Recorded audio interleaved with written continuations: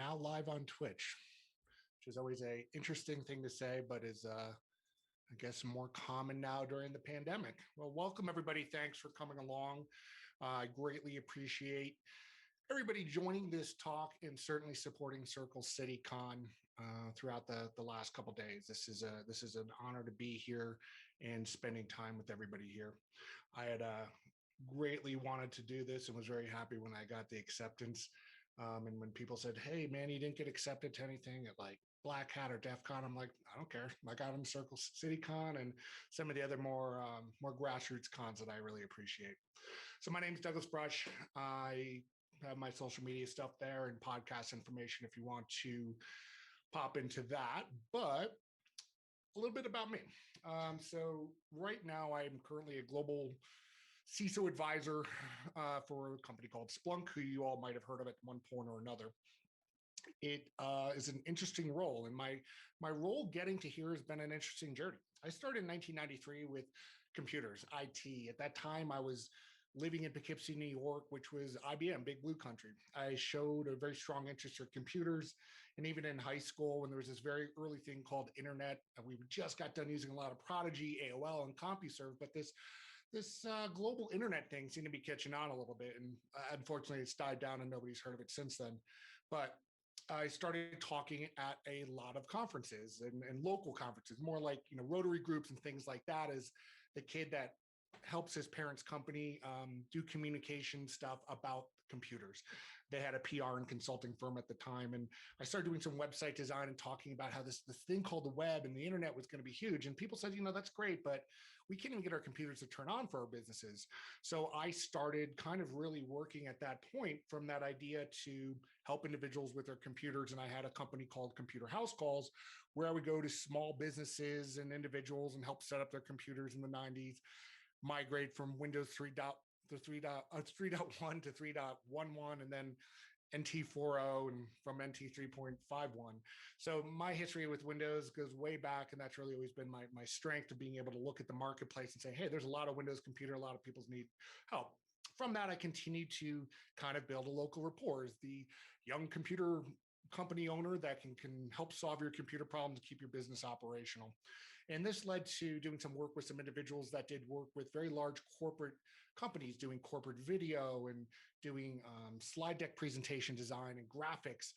So a lot of this stuff that's, in my roots kind of intersected over the years and continued to build. But, I got to really kind of help support and see how these businesses supported companies like Merrill Lynch. Sure enough, Merrill Lynch was like, hey, we're doing a lot of these conferences all over the world. Can you come on board and help as a contractor and help build out our networks? And I would drop into locations such as Puerto Rico, New York City, LA, build out a network for 5 days in an event or conference center or hotel, rip it all down. So I'd run Cat5 all night, put everything together. A couple of days later, tear it all down. So build these secure networks that allow their executives and investors and everybody to kind of speak at these conferences. And that kind of ran its course. You can only do that for so long. And Merrill Lynch, incidentally, as a company, kind of ran its course as well. And when it went into Bank of America, I kind of separated with that. I really want to get back to my roots of just the hacker roots, just me, that kid that pulled apart computers and figured out how things worked and made it better by putting it back to, back in pieces. And so I started yet another company called the Digital Forensic Group in New York City, focused on incident response, computer investigations, and doing a lot of forensics around technology and legal services. And that was one of my customers back in Poughkeepsie at the time. Even when I was living in New York City, he had transitioned to doing audiovisual forensics, had pulled me in and said, hey, Doug, I think I have a case for you. Do you want to do some forensics? I said, absolutely, and got involved doing that. And that one thing leads to another. I spent a lot of time at this point on different networking boards and getting out there and talking things on like Forensic Focus and posting on there, and got to know folks like Rob Lee and Harlan Carvey and all these people just posting on a daily basis, and really got to understand that community, and found somebody at this company called Duff & Phelps, one of the managing directors in LA, needed some computer forensic work done in New York. Reached out to me and said, hey, you seem to kind of know what you're doing. Can you help me out on this one collection? Got to know him. And sure enough, I built a relationship there. Bought my practice from Digital Forensic Group into Duff & Phelps. That continues to grow, and got to know some people at another company called Kraft Kennedy, where we then pitched bringing in a holistic information security and governance practice, where we did everything from proactive to reactive, legal, governance. Built out a practice there. Moved to Denver about 4 years ago to get out of the chaos of New York City, and really had to try to find my roots of what I want to do. Left Kraft Kennedy and found a company called Kivu. I'd known a lot of the people there because even when I was at Kraft Kennedy, we were kind of business partners doing some forensics work. And Kivu brought me on to build out their Denver office. At that time, I got to know some folks at this company called Special Counsel, where I was giving them work for doing incident response work. I went on board later with them and helped build that out. While I was doing that, was thoroughly enjoying it. And about a year and a half ago, got to see a big office open down the road for me from this company, Splunk. Went out, reached out to some of the folks there after they had a big open house and had like a meetup group talking about security and some other things, talked to some other people, and went out and worked and was able to kind of build some connections to get a job there. So that long oratory is kind of has a theme that I want you all to think about as you look at this presentation and as you go through your career. And quite frankly, it's networking. As much as I'm going to show you about how to do things, about posting things on LinkedIn and your resume, the word of mouth, the brand that you build for yourself becomes more important than anything else. And with all these jobs, and even the last couple corporate jobs, I was kind of already in the door by the time I already had applied. I built those relationships. I had already kind of hacked into these organizations a little bit to build the relationships and confidence that when I needed something or wanted something, I was able to get that job because I'd already built the tracks and build those relationships. So the really one thing that I want you to think about is getting out there and networking. Things like this is and so important. And when we all get to meet together again, it's going to be even better because I think we're going to see what we lost over this past year is this ability to do LobbyCon or HallwayCon or BarCon or whatever we do outside of the main talk tracks is so important for getting jobs and building these connections with us because we are social creatures, and being able to say, hey, I know somebody that might be a good role for a job is going to be incredibly important.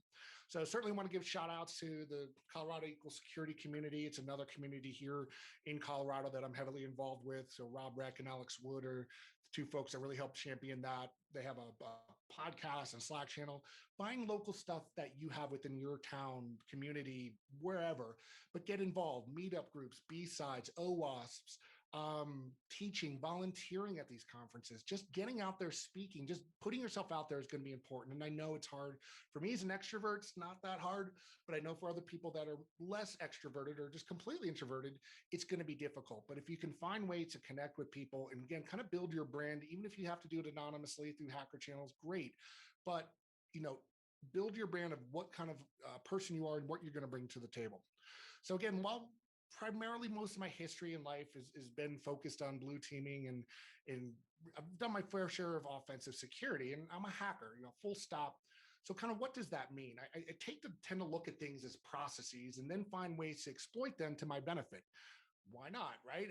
It pisses off a lot of my really good red teamers that are hands-on keyboard, OSCP, every cert that you can imagine. And I would struggle with that stuff, but it frustrates them that I can almost walk into any situation and just sit down at a table and kind of start getting information and social engineer my way. But that's the way I think about things. So I think about taking things apart, understanding each piece of why it works, and looking at new ways to leverage the pieces of the process to get more. So I start thinking about that in the terms of, getting jobs and kind of going through this process in this order and mapping it to the attack chain to say, wait, there's a commonality here that we can follow in trying to get the jobs that you want. And really, so you want to think about this exercise as your ultimate goal. Your ultimate goals and objectives is to get that job offer. So when you create a repeatable process and you operationalize it, you increase your chances of success, you reduce your stress by not recreating the wheel each time, and you tend to make less mistakes. And you really get to then focus on what's more important about all this. And again, it's finding that right cultural fit.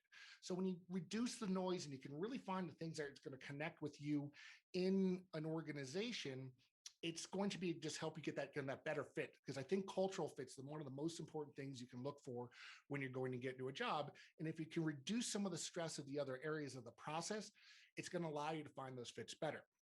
And certainly note that the attack chain is kind of linear, and you will jump back to earlier stages with each person you talk to and kind of run micro plays against them of the same attack. So some basics and recommendations as you kind of frame up this and what you're doing. And again, I really can't emphasize further, your best place to find leads is networking. Like I said, that's been my theme my entire career of just getting out there, talking to people, building my brand. And so whether that's being done in person or online, do try to get yourself out there, and finding the orgs that you want to work with, the people that you can leverage to find out more information about the organization, and really getting to know the roles and the culture. Understand too that the job requisitions that you're going to see out there, and some of these job descriptions are often from HR people and maybe some hiring managers and some people over here, and it becomes this Frankenstein's monster from past posts. Look, I've done it myself. When I'm putting together a job rec, I might take a little bit of an IR person over here, maybe an intern here, and try to put something together. And I've admittedly make mistakes when I posted things. So do understand that overall it's kind of a messy process. Um, and they are what they are. But when we talk about it, when we weaponize and when you have to submit it, you think about how that process is going to go, that you're going to want to kind of have to make sure things are kind of tuned, because ultimately you want to make sure that it's going to land on the right place. So you do want to know how to kind of, again, reduce some of that noise that's in there and really only focus on what matters. Always keep your resume up to date. So whether it's once a month, once every 6 months, whatever your cadence is, I don't care. It must be a living document. Don't wait until you need it to have to go build it and then submit it. Keep it updated all the time. Having a stale resume is always a rookie move at all stages of your career. Sometimes I might find at Splunk they've had, even in the last year, hey, this might be a good role. Would you want to talk to the hiring manager about it? I'm like, oh yeah. And they said, well, this is very corporate. We're a publicly traded company. There is a process. You have to apply for it. I'm like, I'm already here. They're like, we understand there's a process. So I've had to reapply, even using my existing Splunk resume, on another Splunk job, just to even talk to a hiring manager about what that role might be.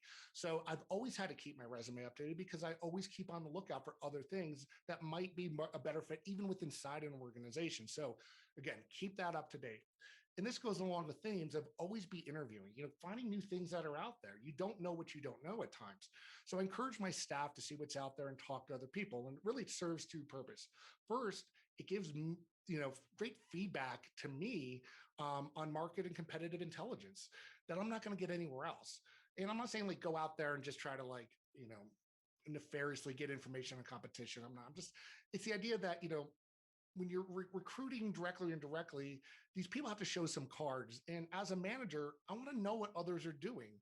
And it might give me some ideas, because they might come back and say, hey, look, Doug, you know, there's not such a big focus at money or PTO or training on this. And maybe they come back and say, well, this is what's important to me. They're doing something culturally that matters to me. I would love to see you do that. And that matters more than some of these other things. Again, maybe it's unlimited PTO. Maybe it's, not. I don't know what it is until people come back and see what else is out there. Bring that to my attention so I can incorporate it into their jobs and the roles I'm building for them, because ultimately I want a more happier and productive employee. So if they can bring new ideas to me, I want to help figure that out. So as you think about all this too, think about the perspective from a hiring manager. For me, I want to find good talent and not lose them.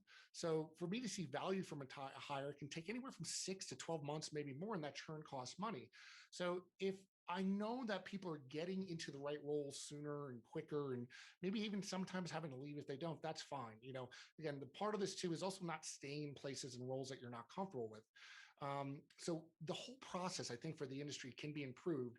And so the better that we get rid of some of the mechanics and connect on the people, we're all going to serve better.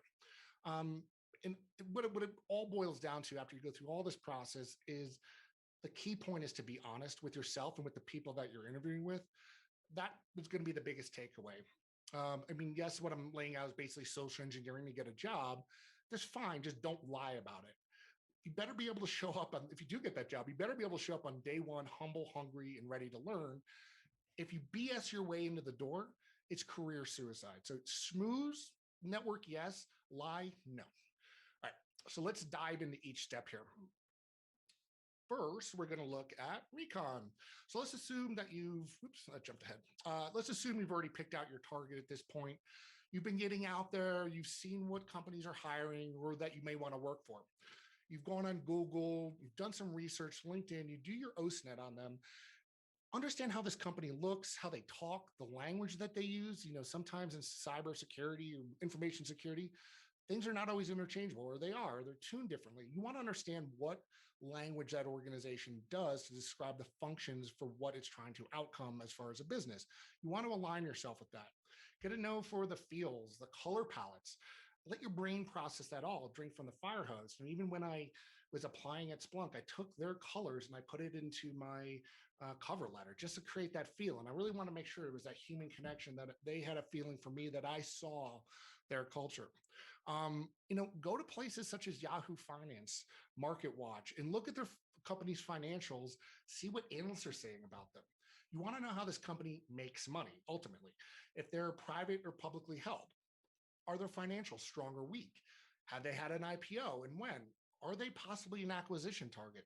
All this needs to align with your career goals. If you're on some 5-year plan to be in a boutique shop and build out a practice, and you get in and within 1 year they're swallowed by another company, how will that impact you? You need to think about this. And this year, this is going to happen a lot. There's going to be a ton of M&A and activity, both products and services.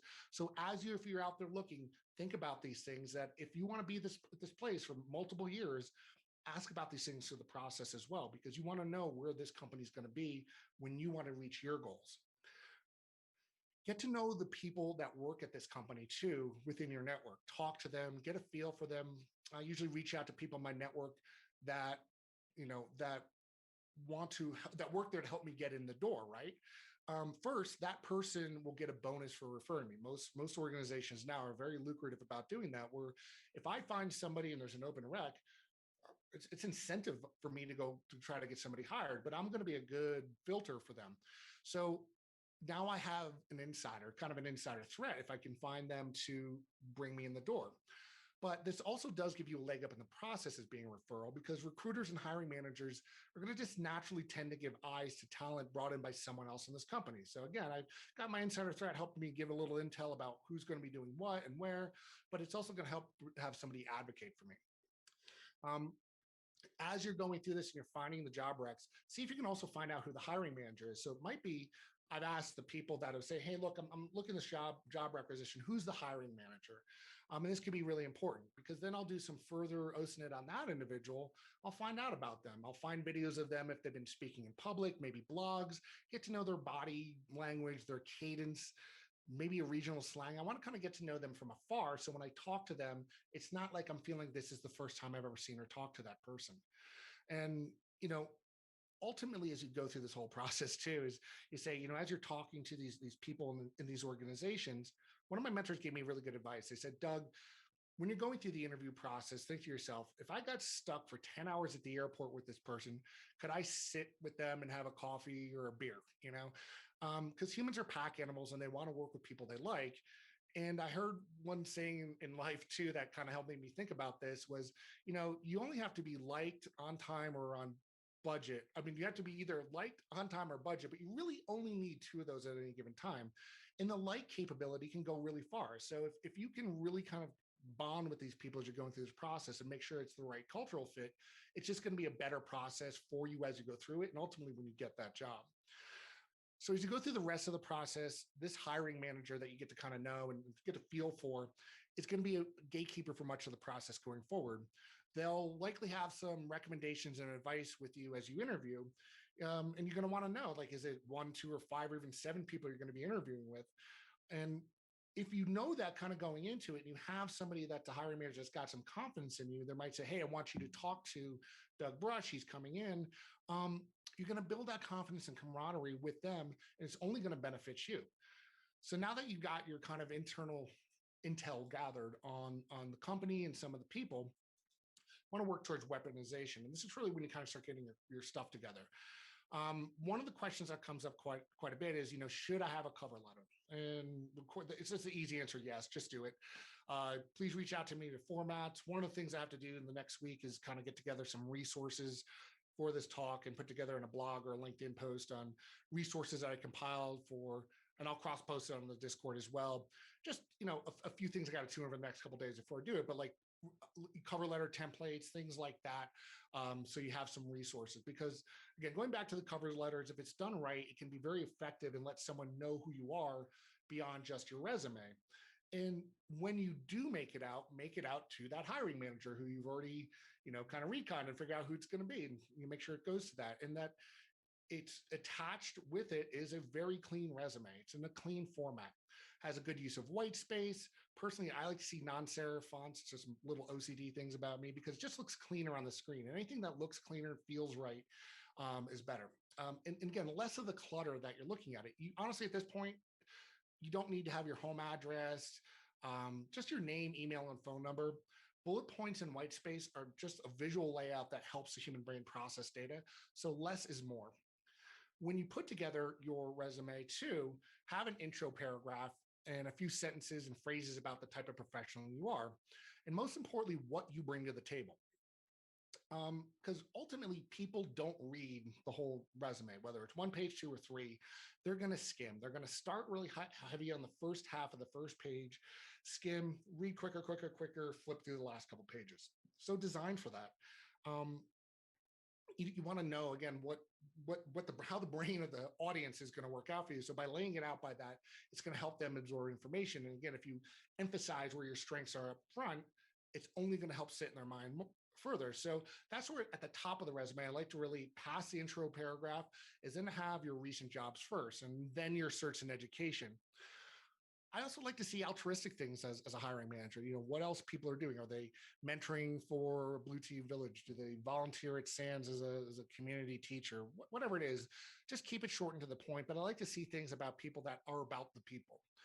And again, when you put through all these things about what you're doing in the job descriptions, and what your roles have been, don't just list things that is an assumed job function. When it comes to present what you do, I want to know the impact of what you do. So if somebody says, hey, I work with Splunk Enterprise Security as a tier 1 SOC analyst. Cool. That's like the basics for this job. Why? Like, who cares? I expect that. Somebody says, I utilize Splunk ES Daily as a tier 1 analyst and developed IR workflows to reduce mean time to resolve issues from 1 day to 2 hours. Oh, okay. Now I see this person had some impact on their job. They were able to really put some meaning behind their days. So you get it. You kind of quantify what you do, when you do it, and how much you do it. Even in my own stuff, it's going to be different for everybody. But when I'm getting into business development things, I might say, at special counsel, I built a data breach practice and grew the practice from 3 people to 300 people in 10 months with $8 million in top line revenue, as opposed to just special counsel data breach practice. I want to put some real impact to what I've been able to do. Here's a kind of an example resume I've helped one of my buddies work on recently. It's on the left is the old, the new is on the right. And you'll see there's some subtle differences, but it's geared to stand out. And again, as somebody skimming or flipping through these things, the cleaner one's going to be a little bit more impactful. And so you have there's this impact, and I know right away where this person is, but I have additional questions. I don't want to know everything. It shouldn't be boil the ocean. And it shouldn't be like, what the hell kind of questions, like, what the hell are they talking about? It's like questions like, wow, this candidate's really done some progression throughout their career with this organization. I want to know how they did it. Get me on the phone with that person. And it's that idea. It's like, you're really trying to get that first phone call. Because again, that's the first step after this weaponization, is like, you get your resume there to get a phone call. That's it. It doesn't have to be a boil the ocean, educate somebody and everything. One of the things too is that I'll notice is that as I'm looking at resumes, I'll cross-reference it with LinkedIn. I want to see if there's differences between the two. Sometimes if it's, kind of, if it's missing things or wording's different, it might bring in a question of who this is. I want to trust but validate that what the person's saying on their resume is true. So I'll cross-reference and look for gaps and BS. And again, subtle differences and subtle details. But if you on your LinkedIn, you can also go in and do basically a vanity URL, for lack of a better word. But like mine's, LinkedIn/in/Douglas A. Brush. It's just something easier and clean. It doesn't have all the extra letters and numbers. It just has that nice little, hey, this person put a little bit more attention to things and how they're presenting themselves professionally. And this also goes to headshots. Please, for the love of God, get a professional headshot. There are a ton of freelance photographers out there now. You can get headshots done and edited for you at a very low cost. Just enough with the selfies, crop photos from weddings, blurry shots that look like bad mug shots. Those are just unprofessional and they don't look good. Again, you're trying to stand out. You want to look your best. First impressions. Remember, you only get one. So if you're going to put yourself out there, make sure you look the best that you can. Also, when you go through this and you're putting together your requisition, when you're looking at the different requisitions and you're building your package that you're going to send out to this, this weaponization of this awesome resume, CV, cover letter, malware, whatever that package is going to be, design it for each audience. And so personalize it. So if it's, you're applying for a similar, maybe a SOC analyst job across multiple organizations, don't just copy and paste. Look again, like I said, go back to some of the earlier stuff I said, how they're using language and wording, and make sure that it is being very personalized for that particular requisition that you're applying for. So you might find that there's certain keywords in the rec and you use them where it's honest and appropriate. So again, they might use certain things like, analyst, junior analyst, this different phraseology that's going to be important for you to get through this process, because it's going to connect more with you matching what's actual there. Again, don't make up stuff, like don't copy and paste things that you can't do that are on the job rec. But if it aligns with what your capabilities and skills are, by all means, use that language. And because a lot of this too is going to be analytics from an SEO type perspective, and you want to relate it to your history, because there's also one of the things to talk about is applicant tracking systems are basically going to keyword a lot of this. So sometimes you want those things to be exact matches, but we'll get to that a little bit later. And again, the goal of all this is just to get that first phone call at this stage. So keep framing it like that. Don't boil the ocean. Make sure you're this crafty little malware is designed to do what it does. One of the other things too is kind of measure twice, cut once, is run it through Grammarly. And I know a bunch of people are kind of pearl clutching right now about Grammarly and data privacy. Fine, don't use it, but at least have somebody else look at it, edit it for you. You really want to make sure things are super clean and on point, totally on fleek before you submit it. Because nothing pisses me off more as a hiring manager is just sloppy misspellings. Just indicates laziness. I don't want to see that. Again, if somebody's really not into this process, I'm not even going to bother talking to them. So make sure that it's clean and it's accurate when it's getting to that hiring manager. Finally, above all, again, be honest.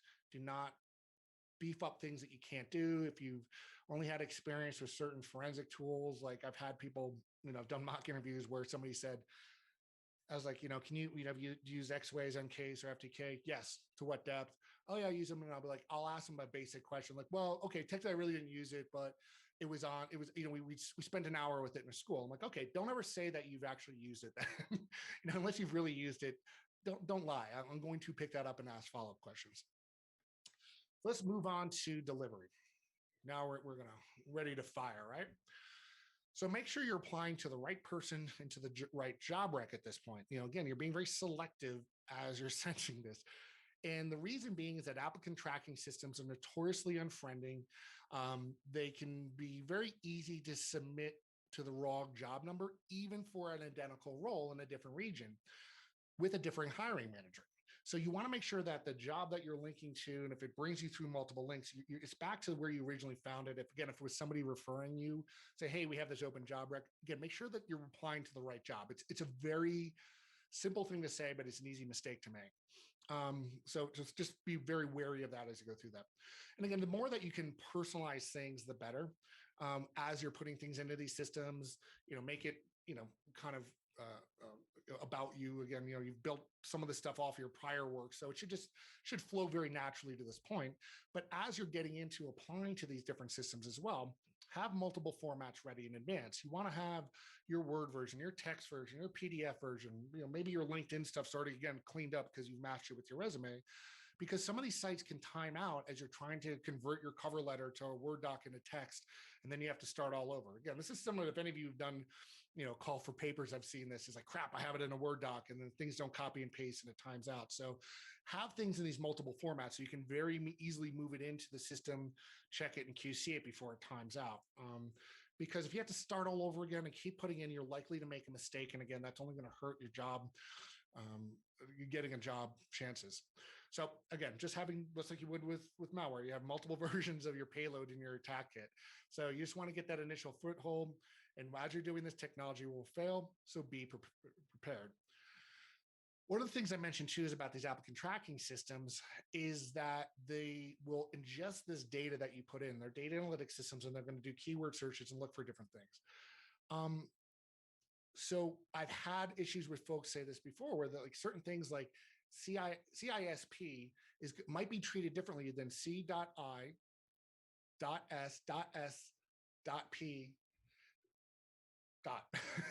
So, punctuation can sometimes throw these things off. And I had somebody say to me, was like, well, yeah, they passed me over for this requisition because I said I didn't have a CISP. It's like, you don't have a CSP? Like, no, I did. It's just that when the applicant tracking system went through it, I had periods in it and then ignored my resume and I never got the job. I was like, holy crap. So again, it's like somebody thinking about these things, and the computer might say you're not qualified. So be prepared for things like that. Just because the computer says no, you have to be ready to have, again, those multiple formats. Look again how it's set up in the ingest system when you're putting the job, putting into the applicant tracking system. If it's asking for those, be very careful of little nuances like that because it could break some of the process. On to intrusions. Okay, so now you're likely going to get your first interview. It's probably going to be somebody in HR. Like you'll send something to the hiring manager. It's been really personalized. The person's like, wow, this is a great candidate. Sends it to the hiring manager who's going to then, the internal recruiter who's likely going to want to call you. And they're going to screen you and decide with the hiring manager if you move forward after that stage. And so you screen with the internal recruiter who then says, I'm going to set up a call with the hiring manager next. So at that point, when you start speaking to the hiring manager, they will be the first ask a ton of questions. This is where you want to get a lot of internal recon done. You're in the environment now. You have something and someone you can leverage to get as much information. And you're also going to ask, how does this organization do the hiring? You should not be surprised going forward. You're going to want to know what the schedule is like, who it's going to be with. Is it going to be remote? Is it going to be in person? Which of the interviews are tech interviews? Which are culture interviews? So ask a ton of questions. So you should not be surprised going forward. Also, one of the things I also recommend too is as you're bouncing between the hiring manager and the internal recruiter is have the recruiter's contact information, cell phone, email. It's very likely if you go to something like a job fight or a hub for these applicant tracking systems, it's like a portal. It's great. It reduces some of the noise and mistakes, but it also increases some of the mistakes too, because what can happen is, say you submit it and you're communicating back and forth through, so you're submitting messages back and forth to this tracking system, and it doesn't get through. And I had this happen with a friend of mine recently. I was like, hey, do you ever hear back from that recruiter? No, the internal recruiter's totally ghosting me, man. I was like, doesn't seem right. Like, I know that org well enough. Somebody should have reached out to you. Finally pushed him to call the recruiter. Incidentally, you didn't get the job, but the recruiter's like, no, we let you know, like we sent you messages. And what had been happening was all this stuff went to his spam folder, because what was happening is the recruiter was sending the messages through the applicant tracking system. And due to the fact that many of these systems will send on behalf of a domain, so it'll be like JobVite sending on behalf of douglasbrush.com. So depending how spam filters are set up, the return path being different than the domain that's sending flags for spam and can go right into those filters. And it happens all the time. So be wary, be proactive, and again, get the recruiter's contact information. If you don't hear back from them for the day, gently nudge them in email or text, because they also want to show that if you want this job, you're showing some interest. And again, if you're on the line, maybe that little bit of extra, drive will help you get it. So again, it's a communications thing at this point to make sure you're on top of it. That's the real key takeaway.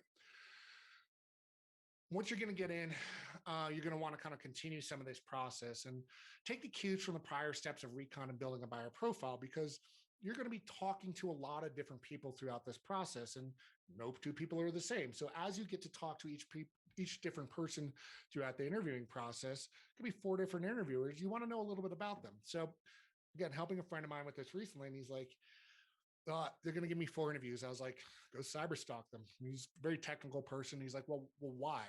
Why would I do that? Well, I was like, you don't want to go into talking to each person blind. You want to have a feel for them, get some of their personalities, their likes. And he's like a little bit hesitant, but he did. Sure enough, he calls back an hour later. He's like, holy crap. We're out here in Colorado. So shocker, some of the people he's interviewing with like outdoor stuff, splitboarding and craft beer. But he's like, oh, cool. Like, I would have never thought to even look at this stuff. Now I know a little bit about them. And sure enough, when he went into the interview, they got to talking about that. he calls me after. He's like, wow, I really connected with that person. We spent more time talking about, backcountry snowboarding and beers than we did with the actual job. And I was like, well, that's good. Like, you really connected with that person as a person.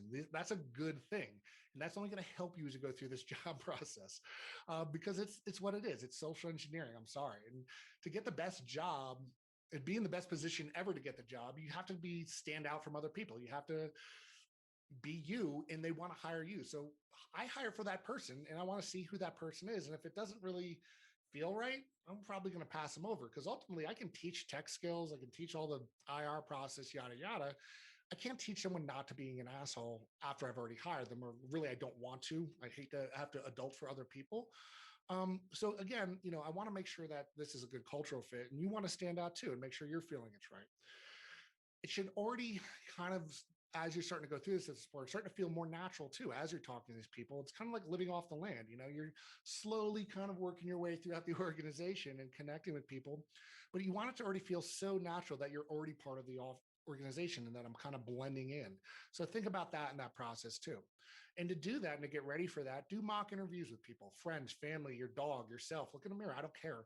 But have some questions prepared to answer and rehearse them so you feel comfortable and relaxed.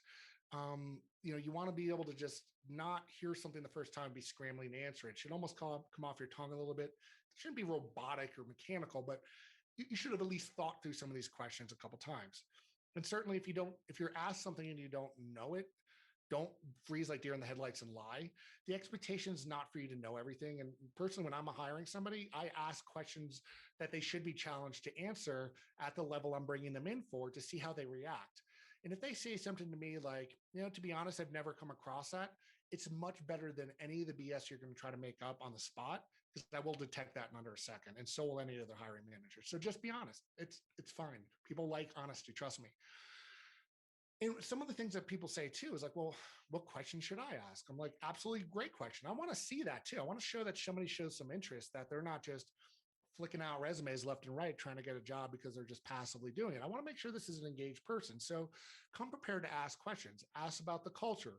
Ask what the person who you're interviewing with, what their day-to-day life is like, or how much of it is spent in meetings, how much is it spent doing this, how much is it spent doing that.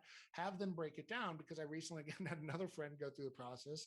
And unfortunately, I probably didn't coach him enough on this, but he got into this job in the last 2 weeks. It's like, yeah, they have way too many meetings for my taste. I really don't like that they do that as much. My last job, we had maybe one meeting a day. So to him, it's like he didn't know what the day-to-day was going to look like. And he kind of walked in once he got the job surprised. You should never be, again, no surprises at this. One of the questions that I also like to ask people is like, say, hey, why are you here? Why are you at Splunk? What gets you up to go to work every day? I want to know that the people that I'm interviewing with are driven, that I'm going to be working with people that have similar likes and feelings, but again, that they're happy at their job, and I'm going to be able to detect that. So feel free to ask some questions and certainly ask some challenging questions. One of the things I like to ask people when I'm interviewing is saying, if you can change anything at this organization, what would it be and why?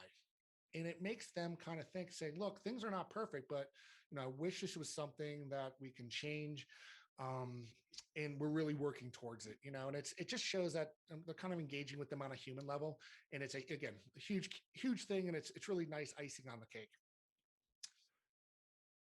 After you've kind of launched this, you've gotten in, you've talked to a bunch of people. And again, this action and objective thing should be an iterative part after each stage, is to send, and if I can, send tailored thank you notes to each person I interviewed with, and reference things from the notes on that conversation. Don't just copy and paste. It was a pleasure speaking to you today, blah, blah, blah. This will generally be forwarded throughout the organization and laughed at if everybody gets the same thank you note. So spend some time making this bespoke thank you note for each individual, referencing things that you talked about. Again, I want to see this as a human being behind this. And it tells a different story, right? It tells that this person really thought about the conversation that I had. And it shows I'm professional, quite frankly. I mean, ultimately, it's a nice touch. It's just a super nice thing to do. And I've had people that I've interviewed send me handwritten thank you notes.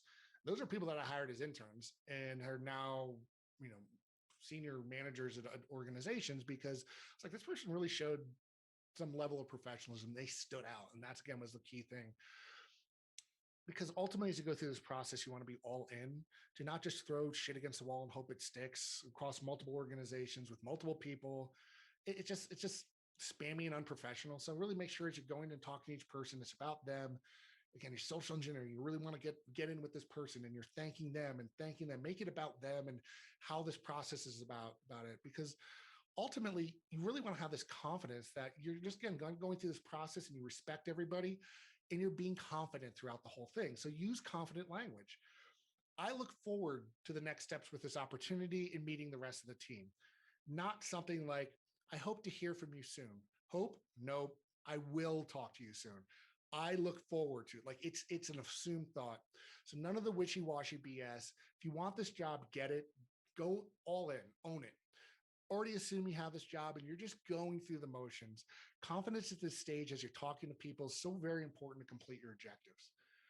And if you don't have somebody's contact information to send them a thank you note, there is something you can do is reach out to that hiring manager. Because again, you've gotten at least a contact with them.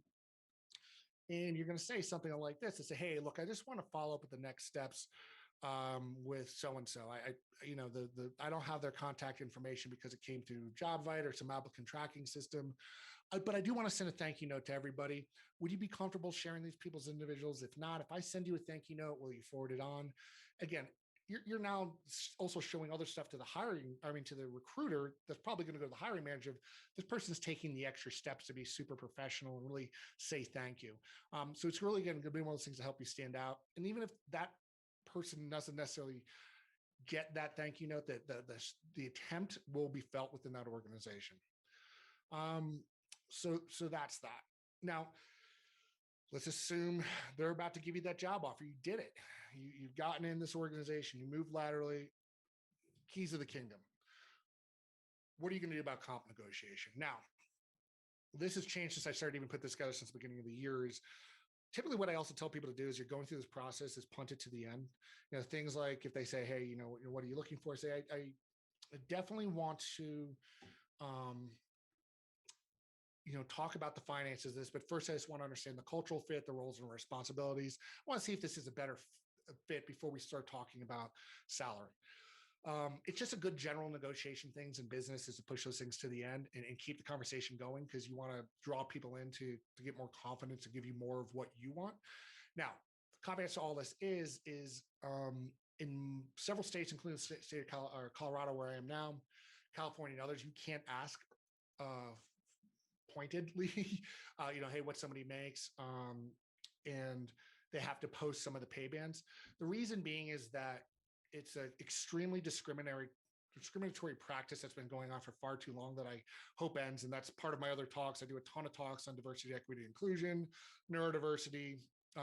But the fact of the matter is women and people of color are paid far less than tall white dudes that look like me. That's just the reality. And a lot of it is because of, it's not that, oh, they're not going out there and pushing for it. That's BS. The reality is that people are historically paid lower in those, within those underrepresented groups. And when they say, well, I get paid this, no hiring managers like, yeah, I'm going to give them a 20% uplift just to match with the parity of other people. I wish more companies were altruistic like that. The reality it's not. So they're removing more of those current salary questions, which is great. So it's going to allow more parity of pay through all individuals. So certainly support that if you can within your state organizations, things like that. That's my little sidebar on that. But again, if you're not one of those states and somebody says, hey, what is your current, you don't have to answer that. You do not have to play your cards at this point and let them leverage that against you at any point. Because again, this is business and it's not friends as much as you're building that friendly relationship. Because you've also done your research. You know what the pay bands are going to be for a job like this. You can go to things like LinkedIn. I wish I did more research 10 minutes ago when I was thinking about this, but it was LinkedIn, Glassdoor, and a couple others that'll show you what are out there.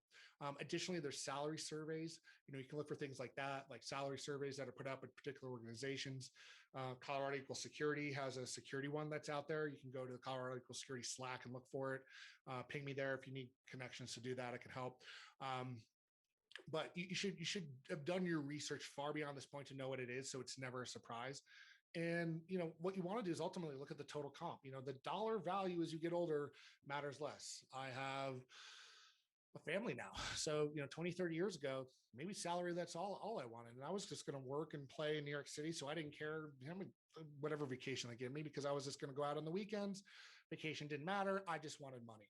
Now that is completely different being 45 with a family. I want good healthcare. I want low copays in my healthcare.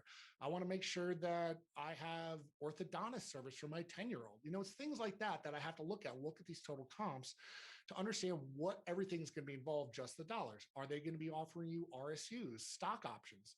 Are these things that are going to play out that if maybe you hold back on some of the salary at the time, it's going to have a bigger payout later. Look at this in its totality as you get to know what you're doing. And some of these might be creating pawns. Maybe you don't care about unlimited PTO. Maybe it's like they say, hey, we're going to give you 5 weeks of PTO and you don't care. Ask for more money. And when they say, well, we have to negotiate, say, fine, I'll take off 3 weeks of the PTO. Whatever it is, like put some pawns on the board that you can lose that don't matter as part of your total comp, and then negotiate for the things that you do care about. And I've had it work the opposite way, where people are like, you can't pay me enough to work as much as you're asking. If we can find a balance, I would like some more vacation time and I'm willing to lose some of my salary for that. Okay, we can do that. Good. I'm going to want to make sure I'm giving that person what they want. So, that's, kind of the comps negotiation speech on that. So really, again, advocate for yourself. Nobody else is going to. Go for what you want and play your cards close to your chest are the really big takeaways. Now, what if you didn't get that job? There's probably a reason out there. Get feedback, ask, reach out to these people and say, look, hey, I really appreciate the opportunity. Again, you're super professional and thankful. Just curious if you can give me some feedback on my interviews. What some of the folks I interviewed with had to say. I'd really like to know, where I could have improved. It's actually a really nice thing. Now, some orgs probably, I'd say it's about 50-50, maybe more will actually give it to you, but there's going to be a lot that don't. So don't get upset about that, because ultimately you're creating a learning opportunity. And you want to know what you can do better. But also what can happen is, as you reach out to this organization, I gave this talk a couple of days ago at Rocky Mountain Information Security Conference. Somebody posted, like, I had that exact thing happen. I didn't get that rec, but when I reached out to say thank you, what I could have done better, they said, you know what, actually, we have another job rec that's very similar. Would you like to apply for that one? You're already in the system. Person says yes, got that job. So there's no reason not to go back at them and say, hey, look, I really appreciate this. Thank you. What could I do better? Is there another job rec? Ask them. There might be something else out there.